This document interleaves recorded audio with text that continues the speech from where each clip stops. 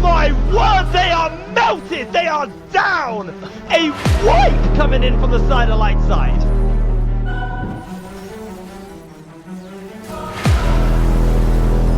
Both of them now gone. The soul has been denied, but the fight not yet decided. Lenny in the front line though takes so much damage in the back line. Yankee having fun with his opponents. Triple kill for Rusty Sniper.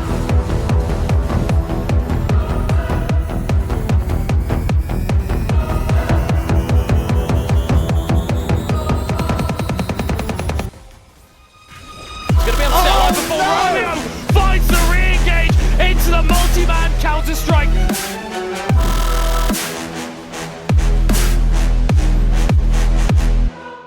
Lenny's going for it. Gets the free man in the jump.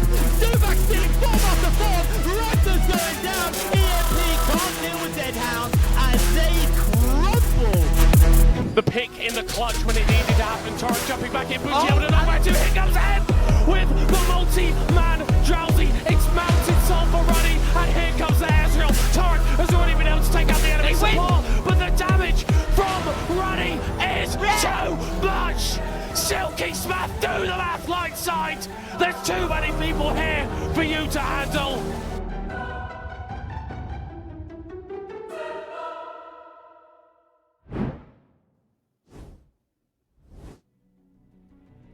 It's summertime, baby! Welcome to the Northern League of Legends Championship, Day 2 of Summer Split.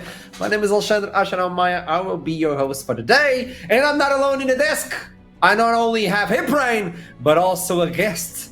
So, oh, that was cool. Okay, who's in the guest? I'll show you as soon as we transition. There you go. It's Carvis. You may know him. He's been here before, someplace. Introduce yourself, mate. Hello, I am Carvis. You may have seen me in NLC Division 2 and the other regional series, for example, the FPL, which is the Finnish league, and I've been doing a bunch of stuff like Aurora and RPS as well. Nice to be on the show. Hiprain, hello. Hey mate, how's it going? You ran off, right? And you were like, I'm gonna go get my prop. And then it just turned out to be sunglasses. I actually thought you'd have like something explosive, like a firework. I still have something explosive. I still have the tears of Duckling, by the way. I'm just saying. I'm amazed that cup doesn't overflow after yesterday. I had to put a cap on it. But no cap, let's toss it to the causes of the day. It is Initialize, and he's back! Veteran! So many flags. What's up? So many flags. What's up? Yeah, unfortunately I couldn't find my Norwegian flag, and luckily I couldn't find my Danish flag because it's that's a good thing, really. You know, with Duck. Yeah, I mean, like we all found out yesterday as well that the Duckling really is actually secretly a Swedish sympathizer anyway. So is he really worthy of being, you know, a Danish fan at this point? Nice. I mean, good to see you. I'm so again, glad he's here to defend himself. Good to see you too, mate. Yeah. We finally back. I love those flags, by the way. Oh, there's the bird! The bird is back as well. Always.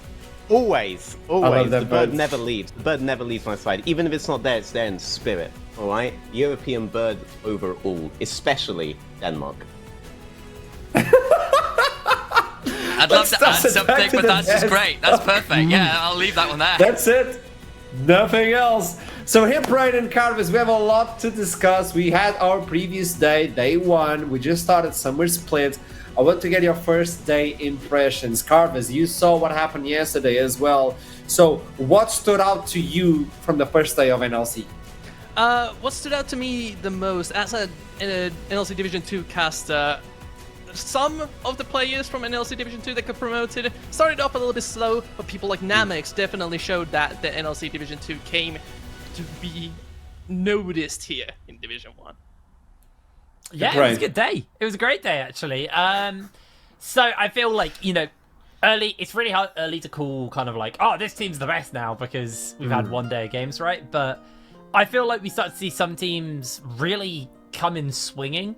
Venom Crest, NORD, I think are two big standouts for me.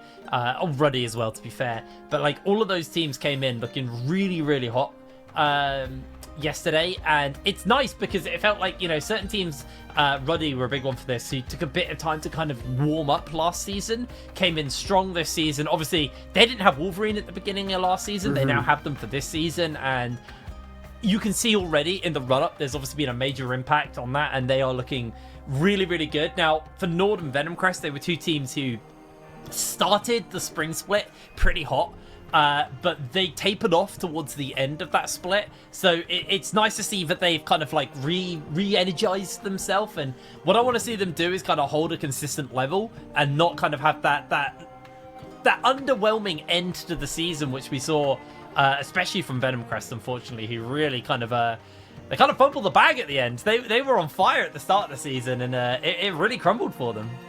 The fire burned the team. That's what we can say. It started well, but then the fire took over the team. So I'm going to be a little bit naughty. I want to get your top 3 from day one. I know 4 teams won, but I want to get the top 3 from both of you. Okay, I just said them, so I'm just going to go with that. Ruddy, NORD, and Venom Crest in no particular order. Interesting, okay. But I feel like those 3 for me were the ones I'm really excited to see. I will give an honorable mention to DMG, though. Genuinely, Bucci, just that guy's a beast. They're my honorable mention. They're not top 3, but they got a little participation trophy from me there. That was perfect. Carvers. I may have to agree with Hiprin a little bit, depending on if we're going by just standard power level. I'd probably put DMG up in the top 3. I think they haven't shown everything they have, and I think, for example, Bucci played really well. I think Namex is someone who will keep performing, as I already said in the small intro that I had.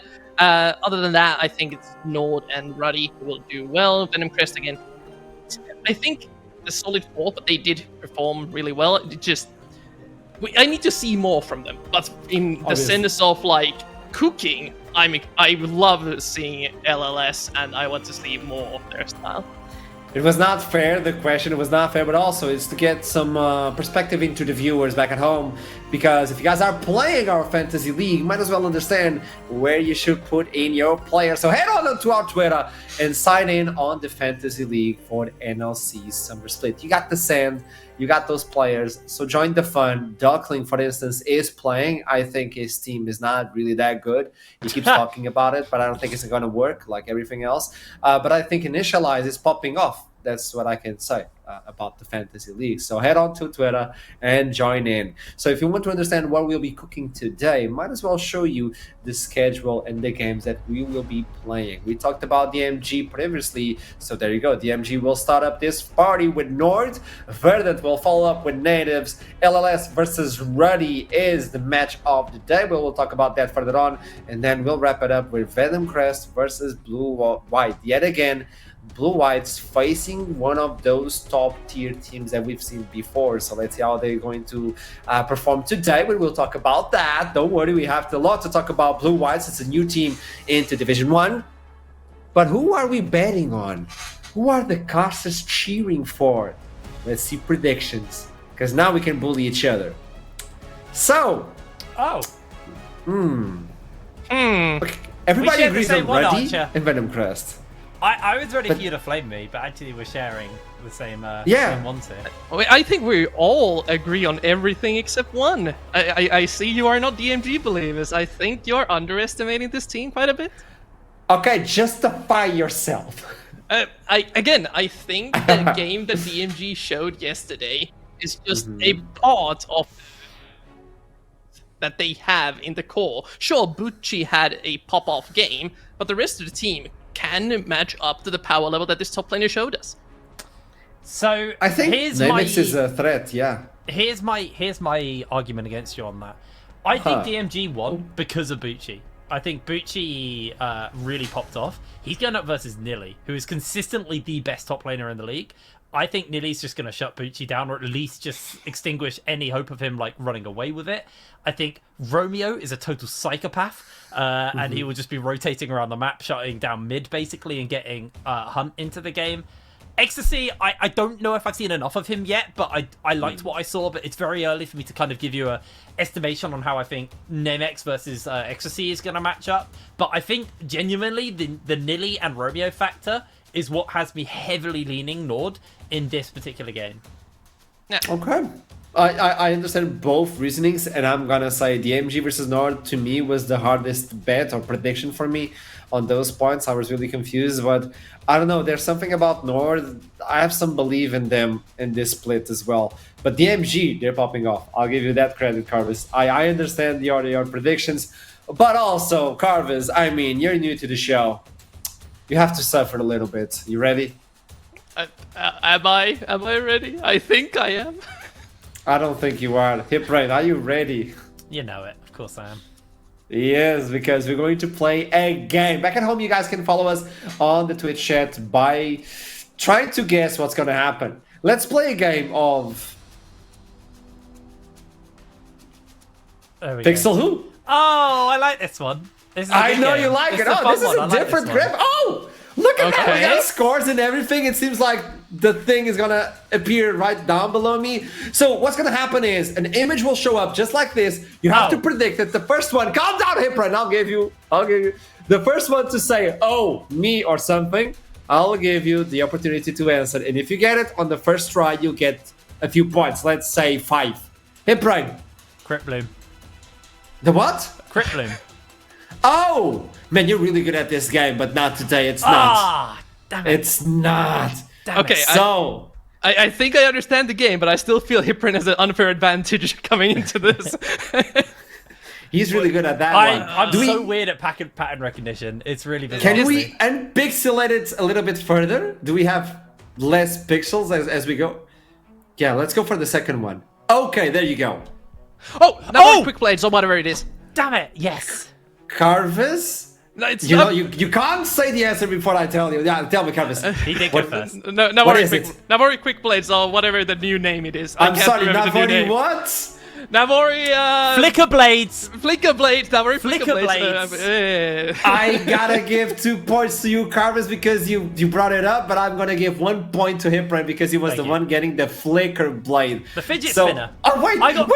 Minus 45. I think I upset our new producer. I don't know what I did. Maybe it's because this league ain't big enough for 2 Jakes. I love it. I love. You never assist the enemy. That's in the first one.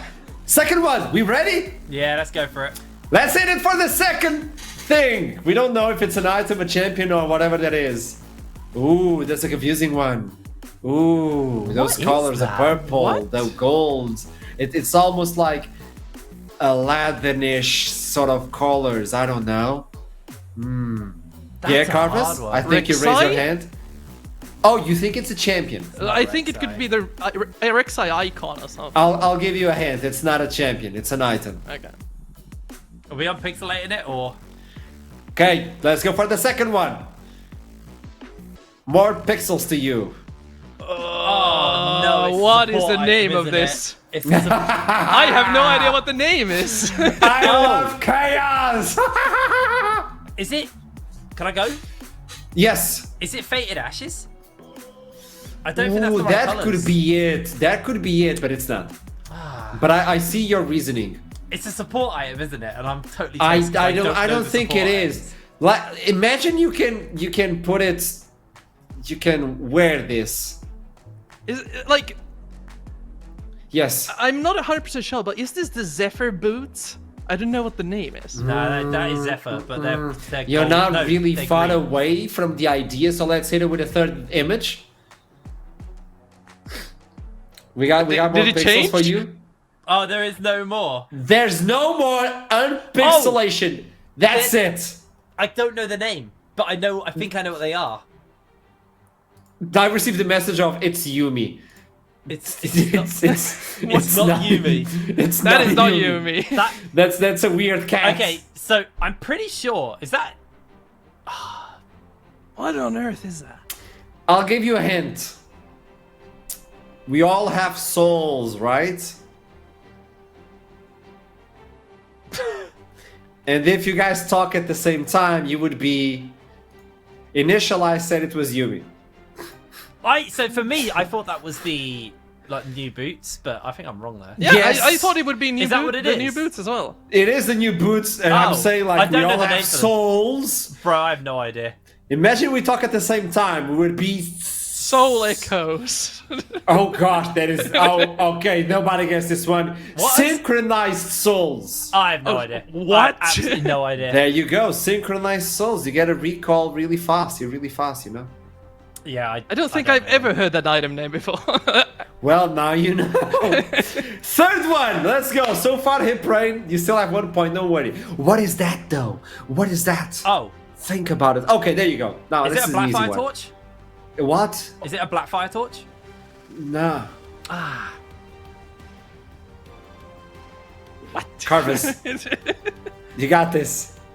Do I? Let's go for the second one. Let's go for the second one. Second image, and I believe that's the last image, so you only have 2 options. I mean, come on. Oh, it's Come on. It's Carvis. No. Oh, Hip Brain.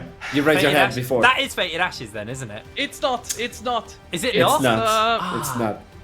It's You said the oh, same I item know. Carvis, It's- Carvis, hit me. It's Overlord's Bloodmail.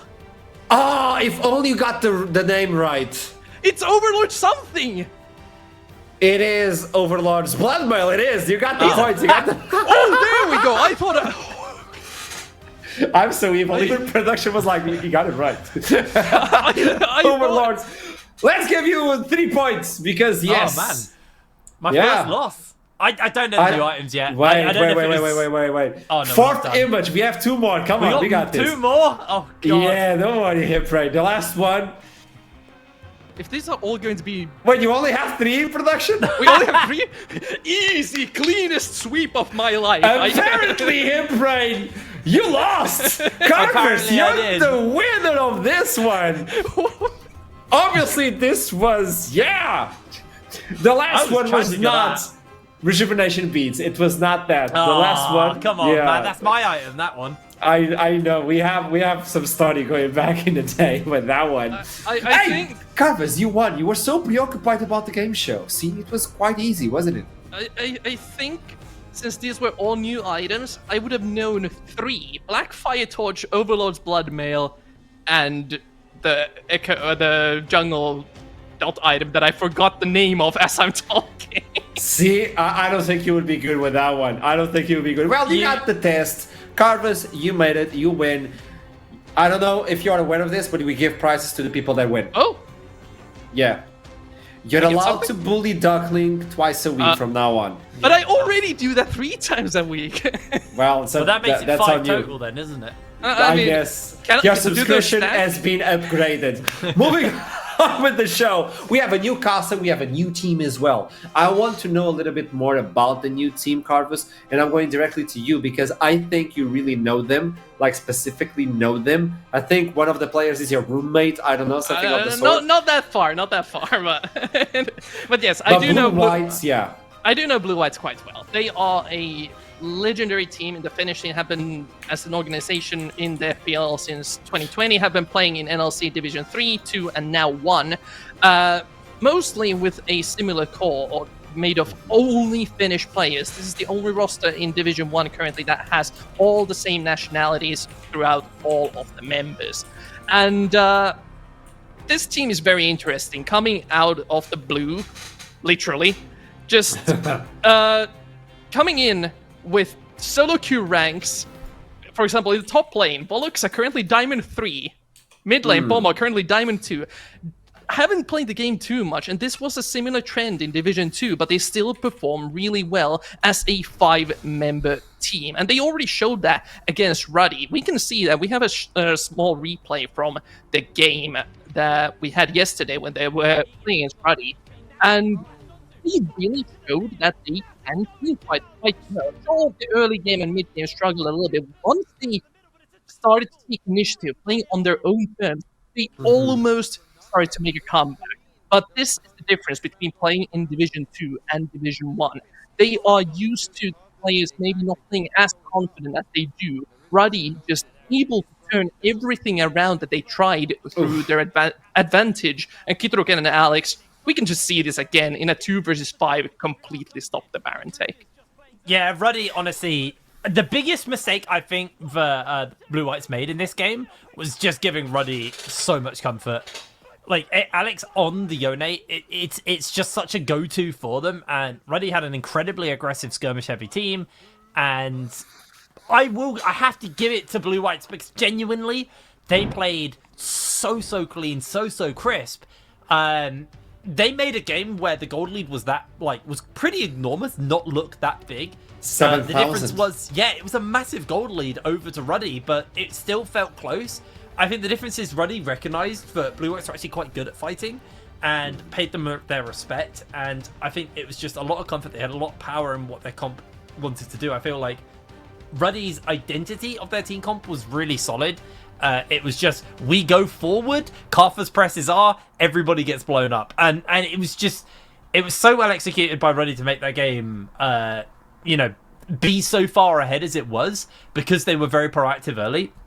I do think, though, if Blue Whites had gone into that game and not had such a rough early, that could have been a way better game for them. And that actually could have been them finding the win. And as you said, Hiprin, I'm expecting Finland has infamously been a slow starting team, no matter which tournament it is. Even in their own region, some of the best teams tend to take some hard losses early on. And in the future, once I'm not here to hype my people up, make sure to keep your eyes on MKR. The man is a 1 versus 5 machine if he can get his own champions and the team plays through him. So that not only showcases Blue Eyes, but also a little bit of the new Ruddy, the way they understand the enemy, at least from this one game. They understand, they play to their own advantage. The champion select was quite good as well from Ruddy's side. Blue Eyes, from the interview we had yesterday, it seemed like they were caught off guard, and that may have destroyed them a little bit inside of the game. I'm really curious about today's game with the Blue Eyes, since they said we were not that ready for the Ruddy, but we have plans moving forward. I think you studied this before, Karthus, the fact that they are slow starting, not only inside of the game, but also in the season. So they need some time to adjust. Jumping from Division 2 to Division 1, I think it's a big leap now. It is. And as I said, player level considerably higher just by mechanical standards. So, for example, top lane, Voloxa. Today, their matchup against them is Blue Whites against Venom Crest. I'm slightly worried how well Voloxa will do against Lenny. It is going to be a test of how does he match up against the higher tier top laners when he himself doesn't have too much high ERL experience. So we already got to know the new team, Blue Whites, but Hiprain, I told you to pick a team as well. I want to know more about this summer split. Who do you pick? I picked NORD, and I was on the NORD hype train at the beginning of last season. I continue to be on the NORD hype train. Calling back to what I was saying in our chat about the DMG top lane matchup, obviously Bucci versus Nilly. I just think no one matches Nilly in the top lane at the moment, at least in this league. I think he's consistently been one of the top players. Romeo is my favorite, and this is by like a long stretch, my favorite support to watch. He's super aggressive, moves around the map, makes plays happen. And, yesterday he actually went down quite a lot because what he'd do is he'd jump into mid, flash on cycle, and force the enemy mid's flash. And unfortunately, that would get him killed quite a lot because there was a Talir on the enemy team and he'd just get walled off and blown apart. But I just give it to Romeo. Played incredibly well, and there are some new faces in this team. Things have changed around, obviously Hunt and Ecstasy being two pretty big changes for them, Alex as well, but Hunt and Ecstasy I'm looking at because I saw signs of life from Ecstasy. Me and Karthus were talking a little bit before the show started about Ecstasy's champ pool and how it doesn't particularly suit him with the current meta, and that is true. He's very much like a Zeri player. He has a bit of the Jinx in there, which he pulled out yesterday, which is actually fine. Also does have the Varus in there as well. So I'm curious to see what his champ pool's going to look like for the split right now, because obviously the Zeri being his like big go-to ADC doesn't really fit in right now, much to the happiness of a lot of people who are bored of seeing Zeri. So I'm curious to see what he's got. And Hunt, we saw him on Tristana yesterday, very, very aggressive into a Talia matchup as well. I'm excited to see what Hunt has up under his sleeves and what we're going to be seeing coming from him going forwards. Obviously, Trist, very, very powerful right now. So to me, it kind of says they're a flexible player who recognizes what's strong in the meta and is capable of playing that. And to be honest, that just seemed that was what NORD's game plan was yesterday. And when I had an opportunity to chat with a coach from NORD, he was talking about the fact that now you have the experience, Nile, which is unstoppable on top lane, and he can guide these new kids into the competitive gameplay. There's a big difference not only between Division 2 and Division 1, but also between solo queue and then competitive. It's not the same. You're playing a different game. Specifically, you're playing a different game. It's no longer League of Legends. League of Legends competitive.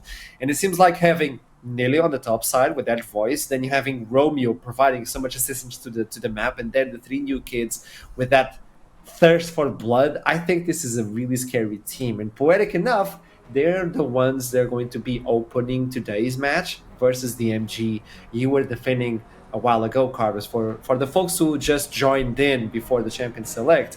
How do you think this will fade out before the Champion Select? I need to get your opinions as well between DMG and NORD. We're about to jump into Champion Select, so tell me. Again, I think Hyperion was very right in that DMG, while Bucci did play well, the rest of the team is still unproven, especially against supports like Romeo, who can easily take over the map. I think this is DMG's time to show, especially for the mid-jungle duo, that they are able to match up against NORD's experienced top side of the map. You already brought up Nile being such a rock in the top lane, and Hunt having the Tristana and high priority mid laners. There's also Alex 234 on that team, who comes as a young rookie off of a 0-18 split in, I believe, Prime League that he played. He's still one of these players that is yet to prove himself, so DMG can try and abuse the fact that this player may be a, as you said, new player that is being guided by the experienced members. So there's a chance that DMG can surprise the experienced players here. Yeah, I feel if DMG are going to take the win here, I think the game plan is kind of just ignore Bucci on the top side, leave him versus Nili, because I feel for NORD, the safest thing right now for them is they just don't have to really worry about top being like a bleeding resource. At the very worst, Nili is just going to go even and absorb pressure on the top side. So I think if you are Bitsy for the side of DMG, I want to see you play towards Namex and Snabby. I think that's probably the best place, the best angle to attack. Go down there, try and get the mid and the bot rolling. Keep in mind, Romeo's probably going to be moving around the map a bunch, so there will be windows and opportunities where you will have Ecstasy alone on that bottom side, and then it's kind of on how Ecstasy plays a 1 versus 2 lane, which could potentially collapse into a 1 versus 3. I think it's very dependent on what DMG pick up as their jungler, because we know that the meta right now is very favored towards these farming junglers, so ones who aren't as proactive, you know, your Carthus, high priority right now, with the Fated Ashes turning into Blackfire Torch, you absolutely just melt through jungle camps. So I'd be interested to see where the attention's going to be, but if I was Bitsy right now, I would be looking for something which, you know, isn't going to just be an early ganker, but will be able to pull stuff off early and look to try and pressure either Hunt or Ecstasy, and just kind of leave Nili on that island. And Bucci, he's proved himself, he's a good enough player. As long as he goes equal to Nili, which he should do, providing Nili's not picked like a Jax and is just like chain killing him there, I think that should be the game plan. But we are at picks and bans, so yeah, I think we could probably see things like the Carthus taken away, just very, very powerful. A big ban there, Bucci losing the Cassante. The thing is here is that Bitsy and Alex neither have shown to be playing these high farming junglers. Even in their earlier games yesterday, but they played, I believe, Maokai and Vi. So they're still in that utility role in the jungle, letting the carry players on their team shine a bit more. So this would be a new style for the teams to show if they decide to approach that angle. Specifically because we also get a hold of the meta, the Tristana, the Xante, the Skarner, then you get the normal ban, so these are allowing these junglers to deviate from their normal meta picks, and that is interesting to get the start of the season. Yet again, another AD carry from DMG, so they're really trimming down Ecstasy and a little bit of Hunt as well, removing those AD carries, Corki as well being removed, but this leaves open a specific few picks that we saw being banned constantly yesterday, specifically the Talia. Yeah, Talia's a big one. Yeah, it will most likely get locked in here. Also, things that have been left open is things like the not LeBlanc, Hui, that has been banned away quite a bit, which does match up fairly well against the Talia. Kind of outranges her in lane and can force some annoying situations for the enemy team to approach.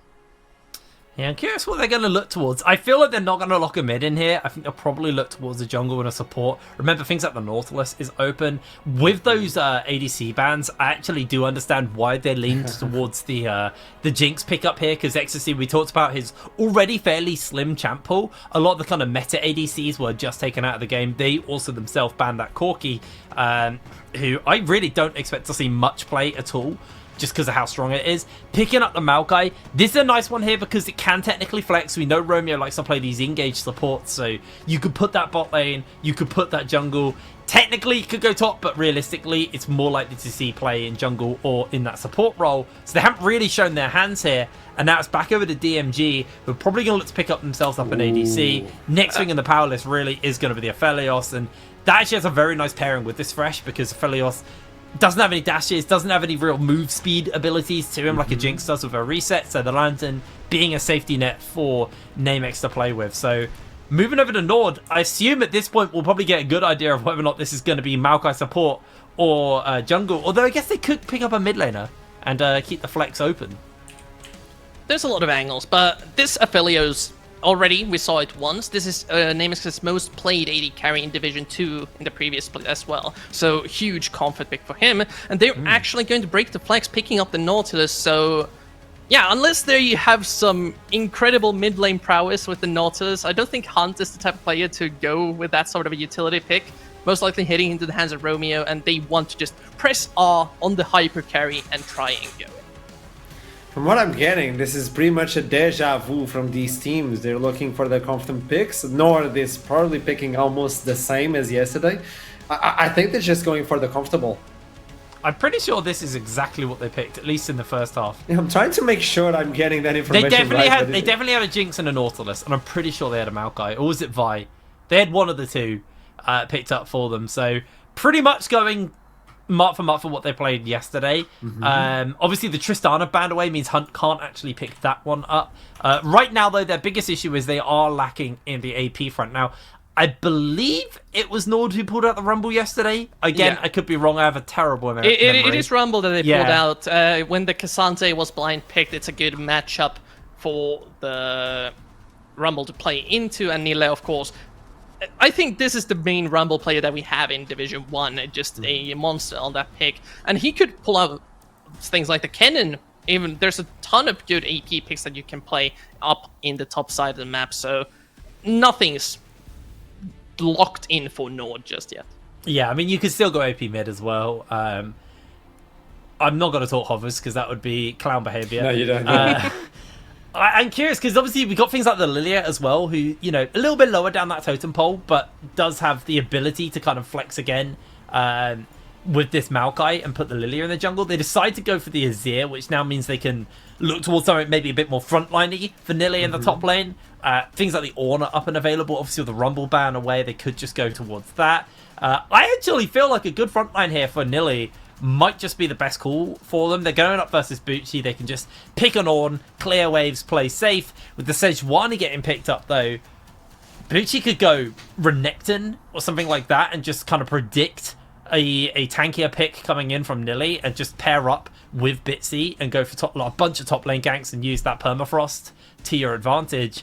They are really running down the timer on this Champ Select, deciding exactly what they're going to be giving to Butchie in the top lane. And it's not going to be a melee, but it's going to be something aggressive. It's the Gnar for Butchie. But this opens up a ton of annoying counterpicks. Things like the Camille could just get insta-locked here. Nord really doesn't like playing. It's banned. Yeah. Attention span 0. Irelia could also for work. For Nile, Irelia versus Nard, this is... that's gold. Yeah, this We're looking for copper, they got gold. This is a big pickup, actually. They are going to turn away from it, though, deciding that they want to go for something that can skirmish, picking up the Jax. I called that out earlier.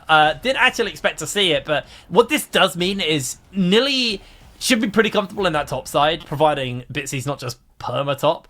And then eventually we just become a complete menace in the side lanes. You got Alex, and if you get a couple of grubs, me and Foxy were talking about the power of the grubs right now, because you only need 4 grubs to get the little voidlings. Once you've got those, you're just going to be able to melt through towers on a Jax. So the side lane threat, the potential team fight ability as well, because like I was highlighting earlier, you've got Aphelios as your ADC on the other team, and Aphelios, his only movement ability is the Fresh Lantern. So if that's not in the right place, if Fresh is mispositioned, a counter-strike is going to shut Namex out. Absolutely. So we got the champion select. Tell me, Carvus and Hipbrain, predictions, are they still the same? Carvus, are you still looking for DMG to take this one? Hipbrain, do you still believe Nord will take down DMG? I'm a little worried. Go first, Carvus? Yeah, you're a little worried. I'm just a little worried. The Jax may throw a wrench into the plans, just a tad. There's still a nice amount of peel in the Talia and Thresh that Jax is not free to leap strike in, but the side lane is where the issues will arise. I'm at the house on this one, man. 5 points. I'm so confident. I'm so confident in this one. I think Nord have drafted a really good team. I'm just really confident in them from yesterday. This is a Nord win. Easy. It's the first match of day 2 on Summer Split. Tossing it to the voices will be joining us on the Summoner's Rift.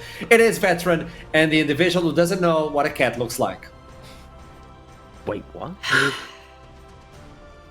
Okay, so to explain, when there was that purple and yellow pixel blur, I sent Archrom a message saying, I think it looks like the TFT icon for Yuumi, which it did. And as a result, Archrom now thinks I don't know what a cat looks like. And, you know, I don't really have a defense to that. I got it wrong. That's the way this works. You know what that specific cat looks like, you know?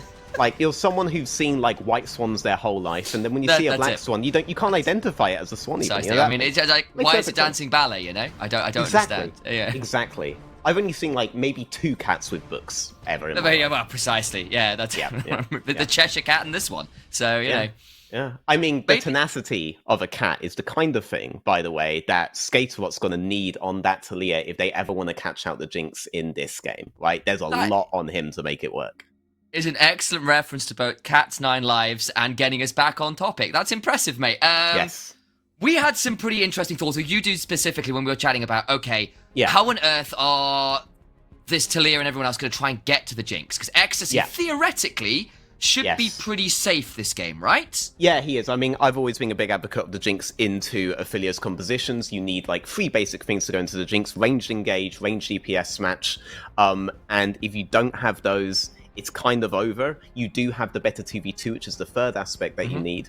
But that also relies a lot on jungle and on the rest of the composition to be able to execute on that better 2v2. So right now in this setup, they don't have any of that. The closest you have is that Talia wall, which if you do what I like to call Giyu angles, that player over in the Arabian Shout League, out to the MMA Masters boys.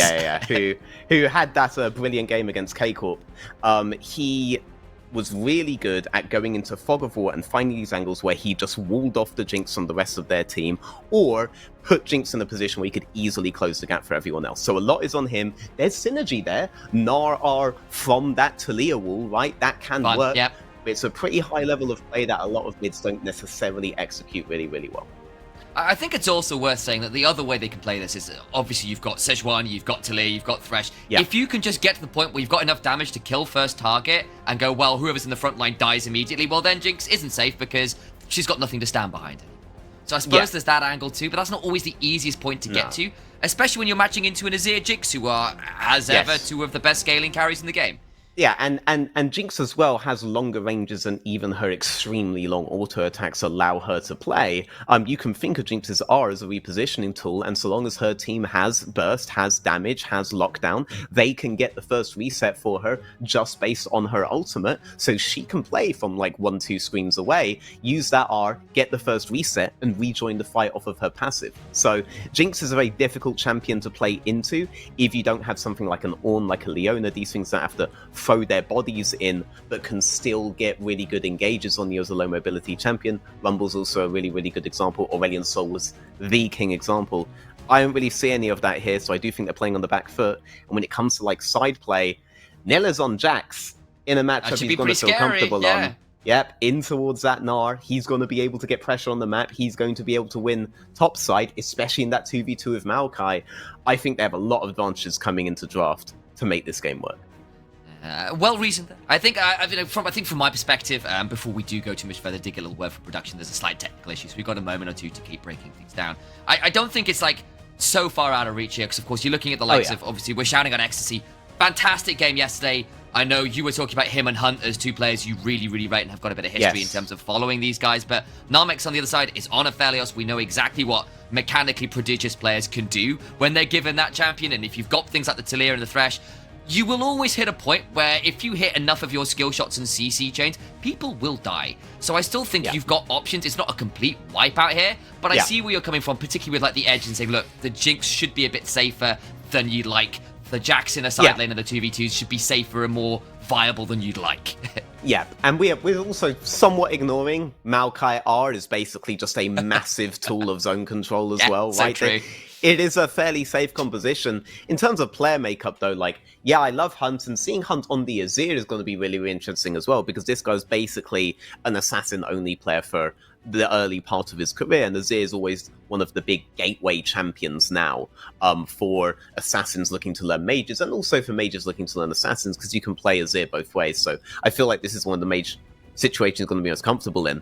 I really want to see how Romeo does, though, right? Because a lot of how NORD plays right now, and especially with the manner in which they were struggling a bit yesterday, was basically your timings are good. You're clearly aware of the timings on the map that you should be playing to macro-wise, but the map movements themselves need to be fine-tuned. You need to be a bit more in sync as 5. You need to understand the win cons of stuff like the Rumble into Jinx yesterday. The Rumble into Jhin yesterday as 5, and Romeo was clearly leading the charge in the iteration of NORD in spring. So I feel a lot of this team is going to be about his development as an in-game leader in summer. And I think Romeo was, particularly after the opening weeks of spring, where he came in, played the Nautilus, and just went, oh my days, how is he hitting these hooks? How is he on these timings? That we were all really, really impressed with him. And then NORD kind of got memed on a little bit for playing too slow, weren't closing out games too much, and then tried to fix that, and then it wasn't that elegantly done. And then towards the end of the split, they kind of fell away a little bit. And I think part of it as well is like, perhaps one of the questions we started to have was for Romeo was like, okay, so how do you look off of champions like Nautilus? How do you look on some of those range supports that started to come through a little bit? Or when maybe someone takes a Nautilus away from you, and those kind of things. And again, we saw he was okay, but it wasn't quite the same. I want to see that level of development from the guy, because the raw kind of thought process and playmaking is so good. I just want to see a little bit more from him now. Yeah, I mean, definitely we do want to see more well-rounded supports, and we would like to see Romeo be able to do similar performances on Enchanters. Maybe the way things are is really, really good at knowing when you can get a good situation for Nautilus, a good situation for Thresh, a good situation for all-in and pick-based champs like that. My interest is in that late game, right? Because you're right, the games did really slow down, and the reason they slowed down is if he is the guy calling out late game macro, or maybe that's where his shot calling stops, because it's very evident in the early portion, maybe they don't really have a big voice in late game. But if they do, it was a very archaic way of playing. It was a very like Season 5, Season 6 way of playing, where you are essentially looking to trade on sides, but not do any of the things we do nowadays, like these big double aggression players. We'd have somebody banging on tier 2 bot and tier 2 top at the same time if you have those opportunities. What they would do would be, they'd say, play safe on one side so we can all learn on the other side. That's not really how League has worked for the last like 3-4 years or so. And I'd like to see that evolution in their game. I'm so glad we're outside of Season 6. I was actually reminiscing with Nightmare earlier about Season 6, because we rewatched through Season 6 Worlds earlier in the year. Mate, it was double time or bust. It was such a... like, with the exception of course, the iconic match between Rox and SKT, which is remarkable how good that matchup was, considering the meta at the time. All of the other matches, like, it's just got to be on 2x speed. Like, there's no way you could watch this normally. Like it's kind of wild how much League has changed since then. So, some of the reason things are slow then perhaps wouldn't be now, and I'm glad for that, I have to admit. Well, I had reason to find Season 6 to be particularly exciting. Oh yeah, no, I was going to say, you had slight... all right, Mr. H2K.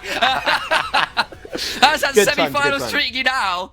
Oh, dude, I mean, dude, that was one of the best times of my life, actually. Like, by the way, the semi-finals there, by the way, oh my god, like, until you're like in that particular stadium, you don't get the difference. It's like the only place where when people were cheering, it literally went through your bones, man. So, like, for me, that was all hype. But I'm a weird person who would have preferred, for example, that lane swaps didn't get patched out before then.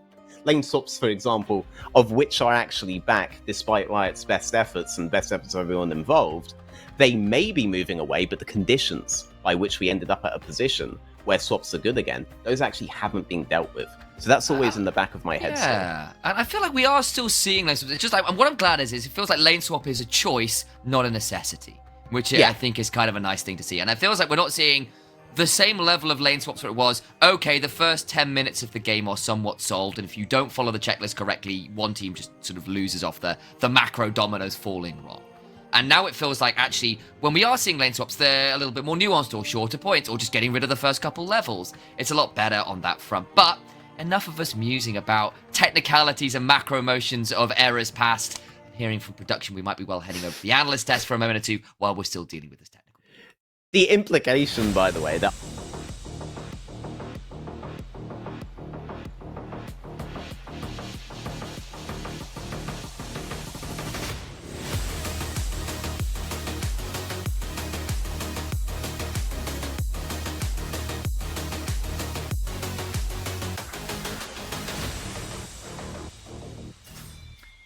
Ironically, I may have misheard production there, where I heard it was going to desk, and no, we're going to game, is what it actually was, which is slightly ironic. But here we are onto the Rift, so it's okay, we're onto the Rift.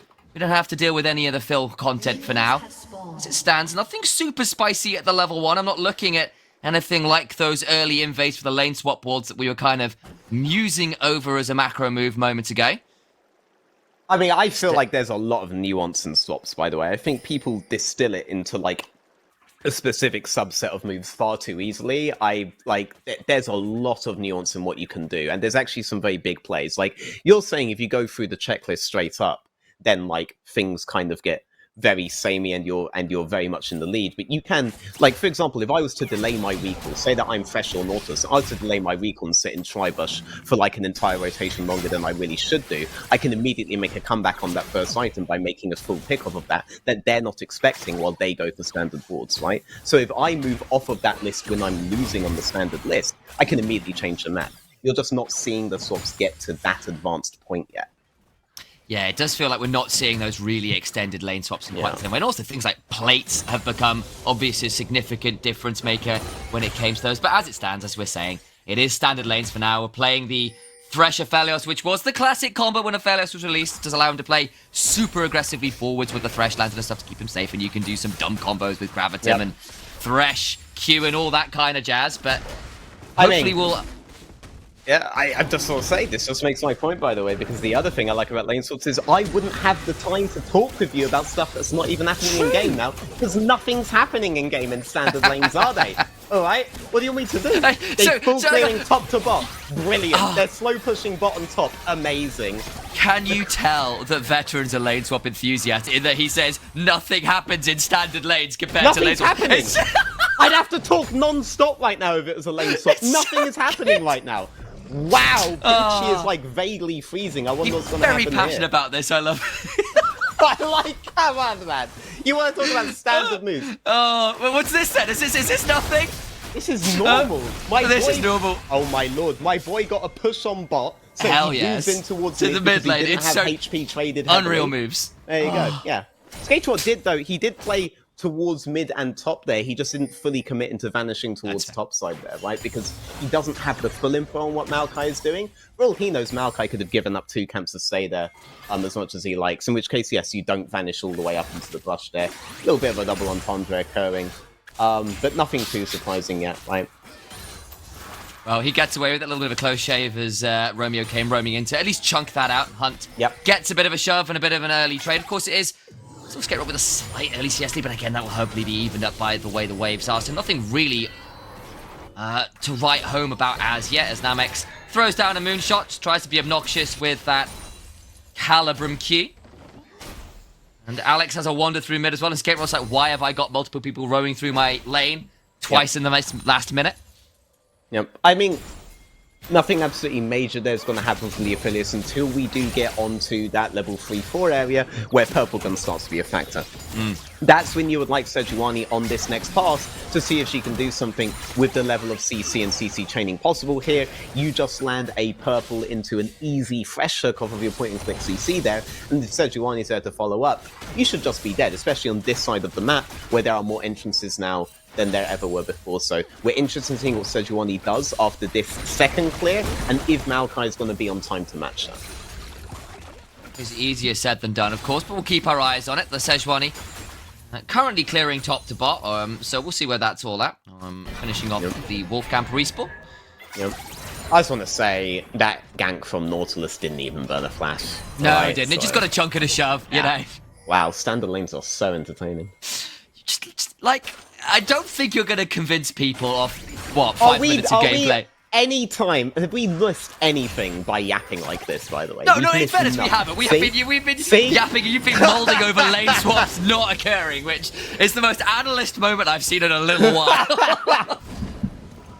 I'm telling you, lane swaps are more entertaining for the caster. They're actually more entertaining for the view of the caster that we're talking about. There's a TikTok or a YouTube short in this, and by the say, I'm just saying, there's content to this, mate. Just go on that unhinged rant. You know how the first 6 levels are gonna. You know how the first 9 levels are gonna go from draft, man. All right. Oh wow, Maokai and Sejuani are gonna match, and then nothing's gonna come up having purple blue. Well, yeah, probably not at the minute. I mean, we might see something around Grub Spawn shortly, but that will be likely the maximum. Oh! Well, actually, that's not bad. The moment you talk about it, I feel like you may have cast a Curse Nilla there for a second. You has to flash away from the Nara in the 1v1. That is a little bit dubious there. Yeah, I mean, in level 6 all-in from 2 all-in champions, amazing. Oh my god. But this is literally 6 minutes into the game. He's just not letting it go. It's like, you know this is going to be... in Valorant in 6 minutes, mate? Alright, like... That's a fair point, but I feel that's a very different code of game. This is a MOBA, sir. I'm wearing my Wendy's outfit at this rate. Over towards the dragon we go, as Veteran continues to push me over the ledge of madness. The blue team can't contest this. What are you doing this up? Because it's being taken and Smammy's actually... Oh, whatever, it's fine. It's a flash home. They can start this one. It's a cast, man. Let me play by players. Namek's in a bit of danger. Has to cleanse away. He's done the cleanse. There you go. That's significant. And he has to back an awkward timer.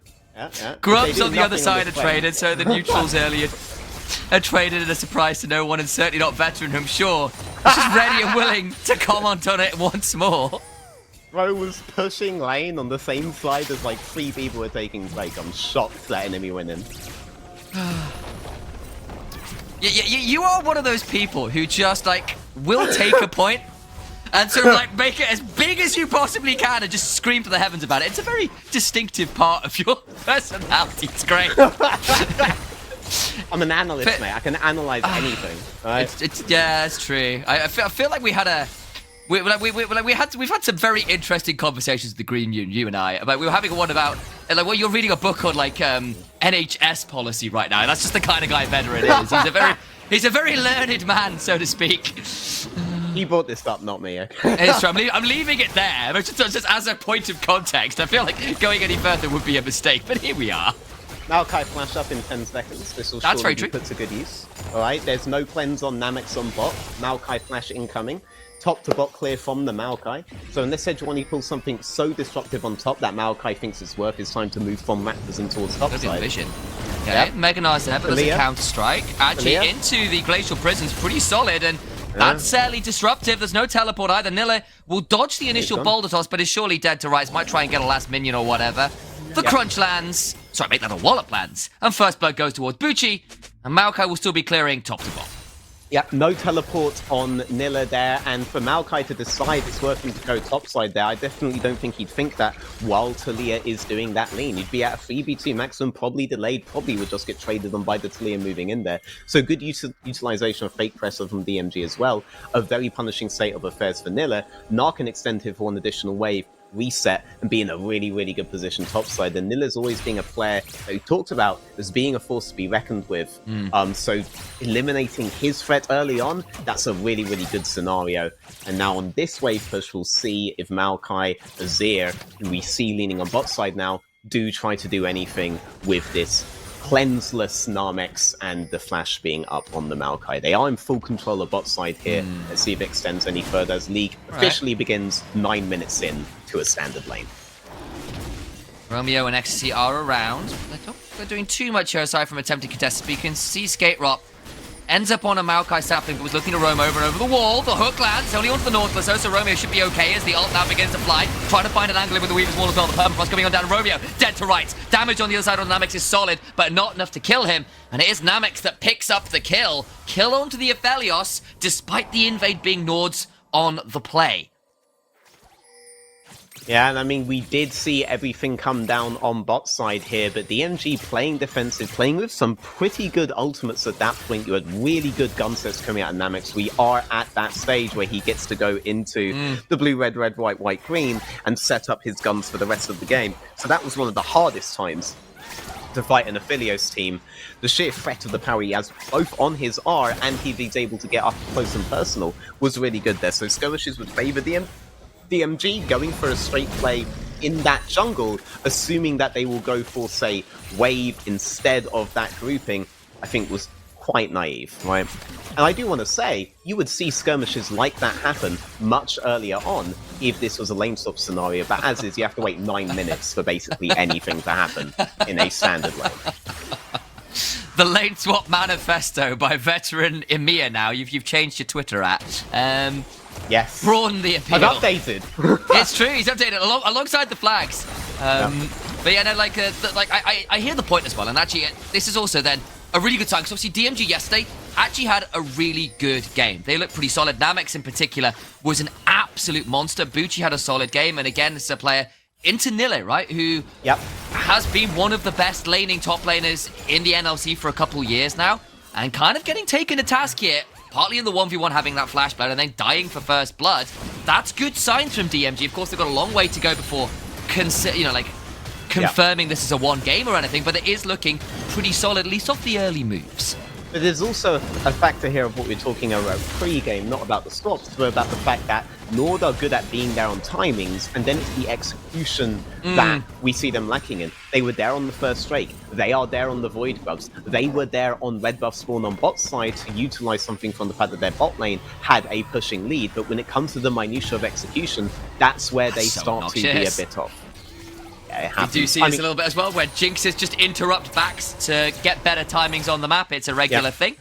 It's good knowledge as well, right, that she's gotten from this. So that tells her that, you know, honestly, Romeo doesn't have to be here, right? Even if the Thresh is down here, the reason why you want Romeo to be here at all is just because the Talia is again fake pressuring bot side, and he's a guy I do want to highlight. Skater has been fake pressuring on basically every single wave and limiting the options that NORD can do outside of just a full-on grouping. Romeo lost opportunities because Skater was leaning on bot side there.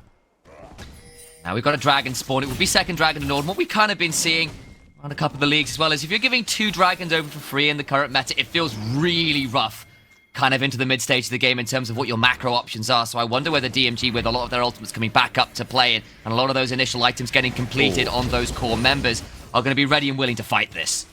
Yeah, I mean, Talia's going to pick up the next wave right there, so Hunt needs to... Here we go. A little bit too late. Tried to go in a bit early. Snappy will get a hook. Will likely die. And that's a reset. But look at Bucci on the side. Trying to get towards the Mega. Hits on the wrong as Hunt finds a phenomenal Sarima shuffle. Bucci still not at Mega. The Ray's just not enough. Alex will go forward. Does get nod into the wall. Skateboard gets one back. Bucci trying to hop away. Nille will leap strike forwards and get another. Romeo is there. NORD win out the fight. And DMG just reach a little too far and get punished. Yep, an absolutely huge fight as well. Hunt's going to lose out overall from that because he actually dropped waves on mid that whole time. Skater being up on the wave to shove that out meant that NORD had to do a fight right there and then, or it would never ever be worth a Hunt. But they did the fight, they got the economy and the gold and the Jinx, and that's like, you know what, it's a singular cloud break, mate. We didn't care about it, we care what it represented, and what it represented was a state of skirmishing that we could win, something that we could have had way earlier if we were lane swap. He brings it back again. That's like the 7th time you brought it up this game, but like it's just that the manifesto continues. I mean, it's a standard standard everyone follow him on phase. Twitter if you want to hear more about the lane swap agenda. It's veterans to run. I'm sorry, but it's a standard laning phase. What are we going to talk about? Events in the game? Like, come on, mate. Like, that's all I get. All right, Bucci.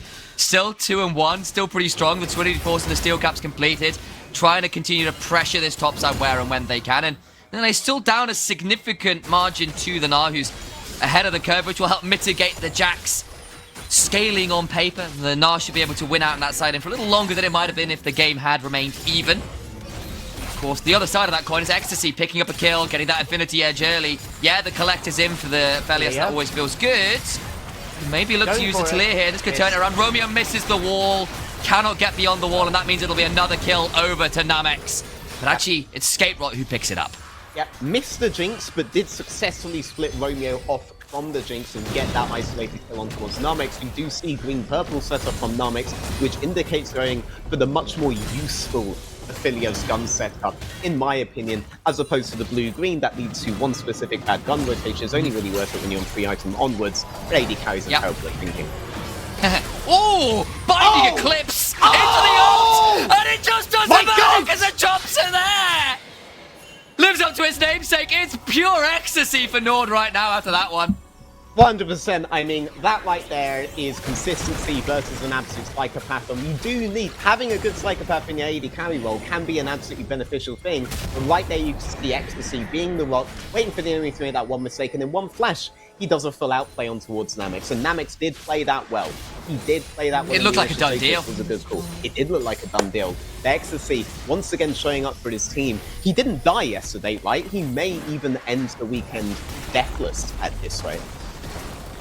Towards the mid lane we look while all that was happening. A huge throw through mid with the Herald into the ult for the Maokai means Namex has no way of defending it. 2 turrets down.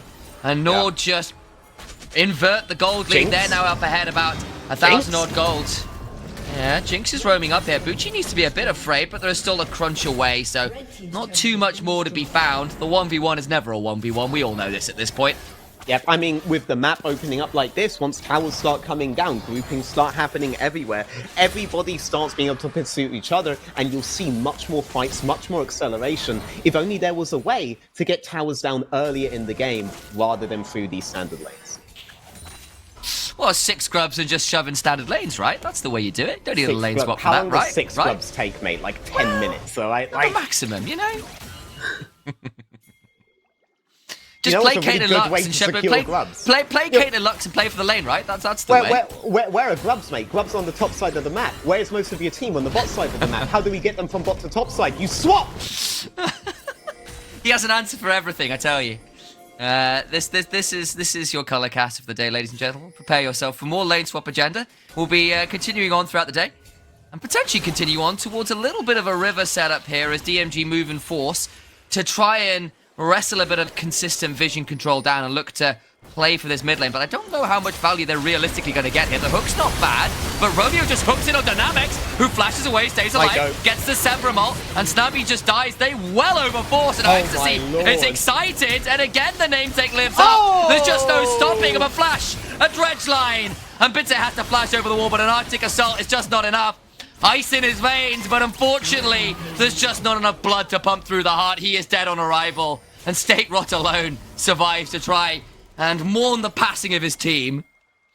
Snabby didn't even have time to use Flash in that fight. We talked about the 3 things you want in an anti-Jinx composition. What about the 3 things you want in the Jinx composition? You want Burst, you want Isolation, and you want Lockdown. And if Snabby's going to play like that, then the fact that you have Isolation on the Nautilus, on the Azir, and on the Maokai becomes effectively meaningless. They're gifting it to you in that sense, and then it's just all about getting that damage down, getting that first reset, and Ecstasy runs away with another fight. It's a team effort, but you can also see on DMG, they're starting to choke a little bit against the sheer pressure that NORD is out with. Yeah, that one play bot goes a bit wrong and suddenly they lose mid lane tier 1 and 2. They end up forcing really hard there in mid lane again.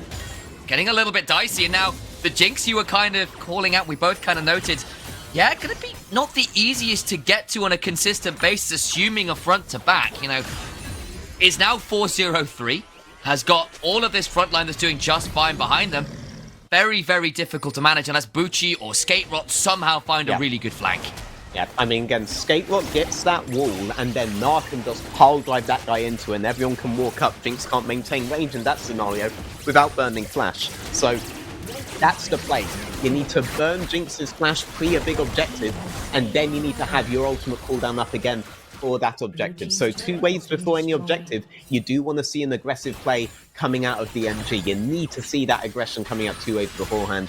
All LPL style, as I'm sure you're familiar with, because then you can set up really, really well for that Baron contest, for that Dragon contest, for whatever it ends up being. But it has to be one of those things, because if you don't do something like that soon, they're just going to run away with the game. Jinx being 4-0-3 like this, while your own AD carry is only 1-2 by comparison, that's not a situation you want to be in. It's very, very rough. And especially considering how potent a lot of those AD items are right now. Yep. Infinity Edge plus a second item feels really, really strong. Of course, the Aphelios will be doing something similar, maxing that AD on the upgrades into the lethality with the Collector plus probably Infinity Edge is also really solid, but you've got to get there and you're going to be behind the curve. So while the gold isn't that different, 1,500 isn't a huge discrepancy, it's where the gold is situated. 1,500 gold lead for Jinx specifically, who just hit second item. That's alarming, especially considering the lead you've got on DMG is on Gnar. That's fine, but Bucci's going to have to play more than the champion's expected value to win this game. Alex is waiting for Nomix to do a big Sven Syndrome moment, but the Thresh is there to enable that kind of aggression. I guarantee you Nomix would have done that even without the Thresh. But now we're at the stage of the game where we have this big wide open map. We do have ways to play around Cypher tempo. We want to open up these angles, right? And Bucci's going to be a big part of the initial. That's not bad. Get the cleanse in the flash. Romeo hooks away. Now Bucci's in danger. Has a landed, but it's on top of the choppers. Gets Derek, stays alive. Nille is there, though, with a counter-strike. And that brings down the Gnar. They get a big chunk with the Ecstasy, though. Into the Live Vigil. Narmex brings Ecstasy down. They can turn to Baron after. Narmex executes, but Skaterot was the thorn in Ecstasy's side there. He burned the flash with the initial R, and then I thought Bucci went way too deep there and would have enabled Ecstasy to use that repositioning tool to get back in. The Skaterot had one last pick up his sleeve, and it worked out so well. Oh, Hunt slides out of the seismic shove. DMG really want to do this for their solo. Narmex is down. Hunt's here. He got so much off the reset, and now DMG are in danger. They need to back away. Alex and Hunt can continue looking for more. There is an Emperor's Divide available and a flash. How far do they want to go? Turret is here, no wave to dive. And they'll pull away, but now can NORD just start up the Baron themselves? Yeah, I mean, they're going for it, but TP's coming down from Talia. They are absolutely intending to do this. Skaterot knows his limits really, really well and was able to survive in that fight where Narmex could not. Let's see what this turns into. Onto Hunt. Still got the Emperor's Divide. Skaterot's not really hitting the threaded volley. They back away, but now Skaterot's in danger, has no flash. Jumped on with a twisted advance. Talia knocked off her own pedestal.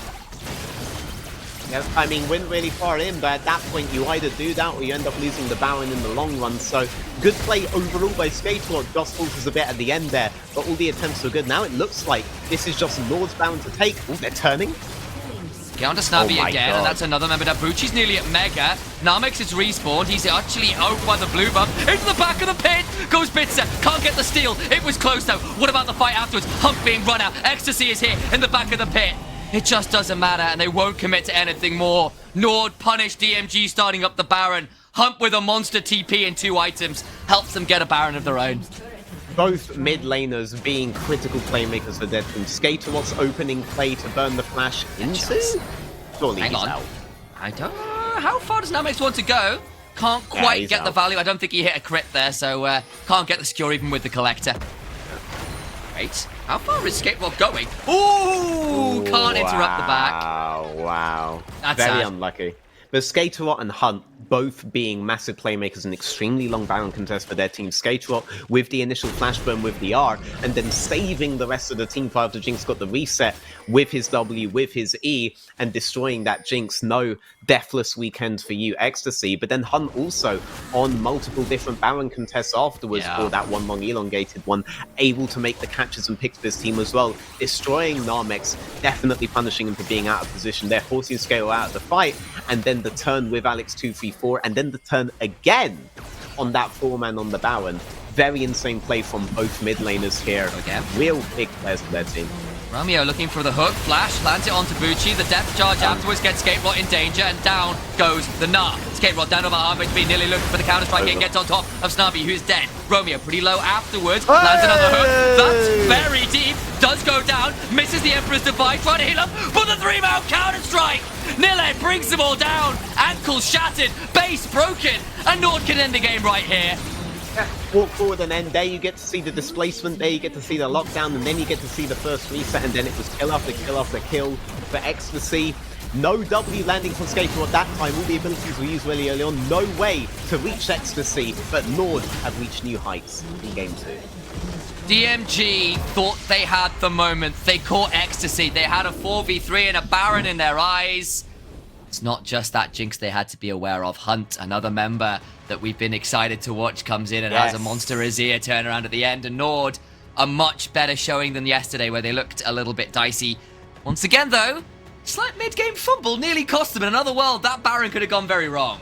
I mean, very good pressure happening from Skater all across the map, right? His picks weren't just critical, it was also his leans on top, his leans on bot, even if he wasn't going straight in on them, really choked NORD out and prevented them making aggressive plays early. That's why you got such a good lead for DMG in the opening portions of the game.